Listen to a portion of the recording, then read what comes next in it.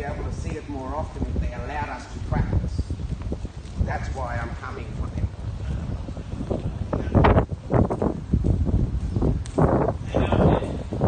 Call me Tim. I'm Whanjulla Imballa. Is the judge ready? You're not listening to us, sir. What? We know you've been at the other two buildings. Yeah, of course you do. I'll let you all know that I'm coming. You're not listed today. What? You're not on the list today, sir. I got a text message from your court. Are you that frightened that you're going to play me around all the time? No. I got a text message from the court. Yep. Don't waste my time. I'm not permitted to film. Face your camera away. Yeah, he runs under sovereign business and it's got nothing to do with you or anybody else. You're running a legal business in my country. What's your place there, sir? People are trying to... You shut your mouth. You don't have nothing to do with any of my staffers. You understand? You have nothing to do with my staffers. Do you understand? You work for the foreign people. Don't worry. I am. See? Okay, you coming in? Well, what I'm here for. Is he ready? Yeah, he's ready. Tell him, get him ready. I'm not inside. It's too loud. We need you in court. So are you. Or off the property. So are you. I've been summoned by your judge. It's got nothing to do with you. It's got nothing to do with you. Tell him to get it ready. You've got a job to do. Yeah, I've got a job to do too, and that's to save the people and the country. It's got nothing to do with me. Yes, it does. Well, don't stand in my way. Bring your judge to me. Come on, quick. Let's go. Don't stand in my way. Bring your judge to me. Come on. Because next time you'll be coming to my court. He's going with the tools today. You're going to take them off him. You're coming straight in. Bring your judge to me. Come on. Because next time you'll be coming to my court. He's going with the tools today. You're going to take them off him. You're coming straight in or you're leaving. That's it. You can't keep doing this every time. It's going to happen all the time. Because you know the last time I got dragged... Now listen to me. You listen to me. I got dragged out the last time. Remember, you escorted me to this door. Then the police escorted me off the court. Right. Then the judge walked in and he set another date. Okay. And then none of your officers informed me because I don't shy away from arguing with the judge. Shut your mouth, I'm talking. Watch your tongue, okay? You shut your mouth, I'm talking. Yes or no? Who are you? Yes or no? Feathers fly in the wind. I'm a stone, I'm a rock. And I'm a water. You coming in? Because I'm going in there. Yeah? 9:30. You want us to come in now? So come in now. Is he ready? I'm not going in there and standing in there waiting for him. Well, everyone's got to wait. Is he ready? That's how it works. He's ready. Is ready? Last time they ushered me out of here before I even walked in there. I never argued. I didn't even get to see the judge then. When I came back the second time and I seen the judge, he got up and he walked out on me. That's not to do with us. Well, don't make out that your system is good, because it's not. Yeah, it's not my argument with you. That's right. With the wrong people. Go away, then get out of my face and get out of my road. Well, why are you the little Jackie? Come in. Why are you at the Jackie? If it's got nothing to do with you, then get the fuck out of the road and let me walk in there. Don't stand and come up to me like you something, because you nothing. We have a job here. You are illegally running business in my homeland. I'm over it too. Every time you come in. I'm over it too. Every time. You can't help me. Every single time. If you want to help me, then tear down your courts and stop chaining the people to the system that is illegally using them as a commodity. Anyway, come on in and leave. I'm not leaving. I was summoned. Go away, little boy. The judge is higher than you. You shut your mouth. He ordered you to remove me last time. I'm coming in there at 9:30. I'll be in there at 9:30. When he walks in, I'll walk in too. Yeah, you blow wind because them old people are going to come and take it out of you. I'm going to the Whajulla. What? Seriously? Going to the Whajulla. What for? Public nuisance. Yeah, it's alright. It's down there. I can walk. I don't need you to be putting this type of stuff out in the community, please. What do you mean the way I've been carrying on? I've been telling the truth all morning. Can I walk down there? Can you take your hands off me? Start walking. I will walk. Can you take your hands off me? Can you take your hands off me? I'm going down there. I don't feel it. No, you can't. You can't touch it. I've asked you to ground.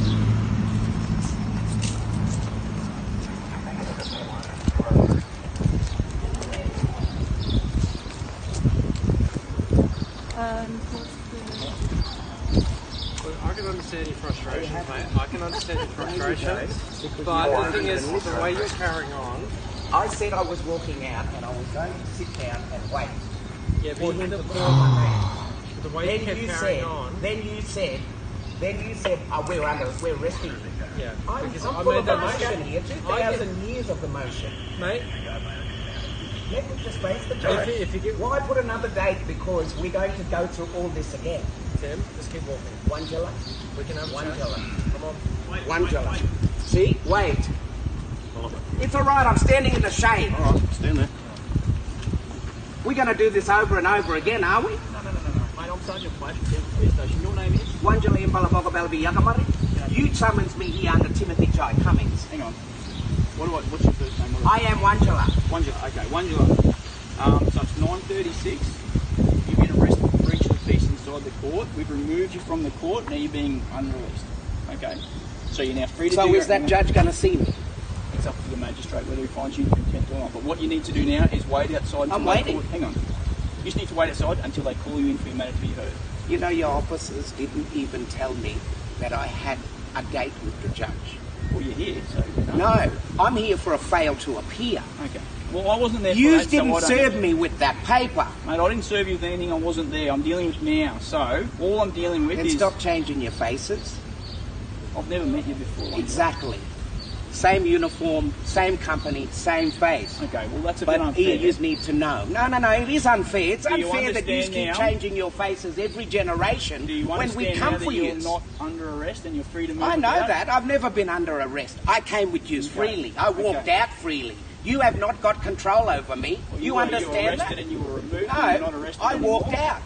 So now when I they call walked your out. name and they want you to be You didn't heard, drag me out. I advise you to do as the magistrate asks you to go. Yeah, he will do as I say when I walk in. Okay, You so be careful, I understand? don't want to get you spit on me. You understand that? Do you understand I wasn't sovereign here law? for that. Do you understand sovereign law? I understand Queensland law and that's what That's I go all by. you stand under. I understand. Correct. I understand and stand on sovereign law. That's okay, You that's your have right. you and that judge in there actually has no jurisdiction over me and my people. And you can believe that. You if know want, what? That's fine. I actually was locked up for the purpose of me doing a smoking ceremony outside Stockland, cleansing and continuing my cultural ways. Will not bother you. Under United Nations law, So what I'm going to say to you now, it's Indigenous 9:38 rights, and you're you've got free no to do right what to you want hinder me in my sovereign That's right, business. and you're free to do what That's you want. right. See, he said that. You got that recorded? Just listen to advice from the court. No, I don't have to listen. I don't have to listen. I told you this fish too big for you to catch. Don't say a lie. Straight back. G'day fellow freedom lovers of North Queensland, my name's Oliver Jesshope. Today we're in Sheriff Park and I'm here with quite an interesting bloke. So would you like to introduce yourself and let us know a bit about your story so far in Townsville? Yeah, well, I'm Whanjulla Imballa, Bogabalabi Yagamari, a proud Borkaman man from Palm Island, and we're a collective of over 127 different tribal representatives from right across the country, from the east coast to the west coast. Borkaman meaning many tribes, one people. Yeah. Okay. So the people that you're from are from all over Australia, and how did they all get to Palm Island? Well, we all were gathered up throughout the assimilation process that then placed us all onto Palm Island. My mother being the firstborn of a long line of firstborns from the northern part of Cape York, fleeing her homelands, being born, grandparents fleeing their homelands through the burning down of the missions in the early days, and my mother being born in Darwin, in Bagot community of Northern Territory, and then sent to Palm Island, where I am very strongly connected to that community and grew up in a part of that community. Okay, so you were born and raised in Townsville. Actually, I was born in Whanjalla now, or in Brisbane. You may know it as Brisbane, the land of the Yagara people. And as a proud Borkaman man with connections to many different tribal areas right across the areas, because my mother's carries a very strong bloodline, I have to acknowledge the original peoples of those lands. So yeah, you know it as Brisbane, we know it as Mianjin, the land of the Yuggera people. Yeah. Okay. And so, what roles then does that responsibility then take with someone like yourself? Because you've obviously spent a lot of time in Townsville. Well, growing up having a strong tie and growing up most of my life here in Townsville and back and forth, Palm Island as well, over on the island back and forth. So many of our people are stretched right across this area now. Townsville being the shopping mecca, I suppose, of the communities, and of course the gateway to the north. Yeah, okay. Because Whanjulla and I first met at the Strand, at the city markets in the Cotters City markets in Townsville here, and I was really fascinated to learn more about the Indigenous culture in Townsville, and I didn't really know who I could go to or where I'd learn that from. And he's there playing his didgeridoo and his clapsticks and sharing his culture and his knowledge and this wonderful artwork laid out there. And it was really great. He brought something special to those markets. And it was really important that we have that there so that people can start to learn and sit with the original peoples of this land to learn about their culture. So maybe do you want to share a bit about when you started doing that and some things that have happened since you've been sitting on the ground sharing all that culture and knowledge with people? Yeah, well, I suppose, it started a few years ago for me. I stepped totally outside the system to advocate for the original laws of the land, as I am a representative of my mother, who is the firstborn of a long line of firstborns. So as a representative and her spokesperson, I stood out to stand in sovereign law, in the original status of our people, and advocate. Which meant that I had to give up all ties to Western systems, not have any agreements or anything at all, because there's a conversation that needs to be had in this country about the consent of Australia and my people and our sovereign status to this land. So I stood out and I run a sovereign business. A business on the ground, mainly to just, I suppose, hold a cultural space, as you just mentioned, as you witness what I share, and as you've said that holding this cultural space was important for me as an original man to stand. But that's my livelihood, my shop. It's my shop. People would walk past me. You would see me on the street sitting down with my mat rolled out with all these goods and things like that. And people would like, well, he's busking. Well, no, I'm actually working. That's my job. That's what I do to survive. And I don't receive Centrelink or any other benefits. I can't enter into agreements with a foreign corporation that is illegally running business in our homelands. So I stood out into a sovereign capacity and I run my independent business. For many years I've done that. Yeah, as you were aware. Yep. Yeah, because you mentioned how for a long time now, people in this country, you've been wanting people in this country to sit down with you and have the chat about consent of what it means to be a sovereign peoples and cede your sovereignty in this country. And that also seems to tie in with an incident that occurred last year outside of Stocklands, which has hindered in your business. Do you want to maybe speak a little bit to that, to let people know about this injustice that's occurred and hindered your business, but also plays into this bigger part of things of sovereignty and that journey? So as I mentioned before, it's totally stepped outside, and I run my own sovereign independent business on the ground, holding cultural space, sharing not only my own wares and knowledge. I also give the opportunity for other brothers and sisters from the grassroots level to be able to share their wares and their artwork, their style, and also make a little, a few extra dollars to put some food on the table. I do that with no cost to them at all, up to them if they choose to give me something once we've sold some products and things like that. So it's more of a commission type thing, in a Western world, you would say commission. I can't pay for the work and then sell it. Like, I need to have the product and then be able to sell it to exchange the money back to the families.